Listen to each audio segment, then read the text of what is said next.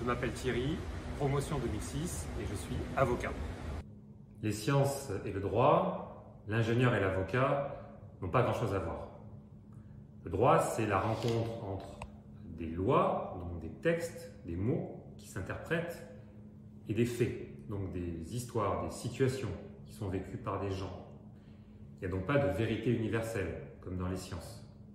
Dans chaque affaire, on doit prouver d'abord des faits, puis débattre de la façon dont ces faits s'imbriquent dans les lois.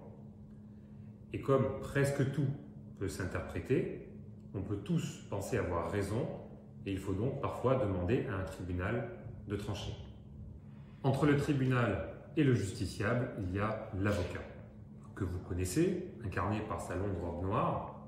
Je vous rassure, je ne me promène pas tous les jours avec, je la porte uniquement pour plaider. Et surtout, devenir avocat, c'est se découvrir une vocation. La vocation de défendre un client, de l'accompagner, de le conseiller, d'être un rempart pour lui, et la vocation de convaincre un tribunal par le fond des arguments, mais aussi par la façon de les présenter. Parce qu'il n'y a rien de plus frustrant que de défendre quelqu'un qui a raison et de perdre. Je ne vais pas vous convaincre de devenir avocat. Et moi-même, en sortant de l'école, je n'y pensais pas. Et pourtant, il existe un pont naturel entre les sciences et le droit. C'est ma spécialité, c'est l'innovation. Parce que dans l'innovation, le droit aide à protéger et à valoriser une idée, une invention, une technologie. Et ça, grâce au savoir-faire, au secret de fabrique et au brevet. De ce point de vue, l'école a été pour moi un vrai tremplin vers l'innovation, puisqu'elle m'a apporté un niveau scientifique qui m'aide à comprendre une invention, peut-être mieux qu'un avocat au parcours plus classique, et parce qu'elle m'a apporté une rigueur, une discipline qui se transpose dans tous les métiers, partout, et qui est une vraie plus-value dans mon métier d'avocat.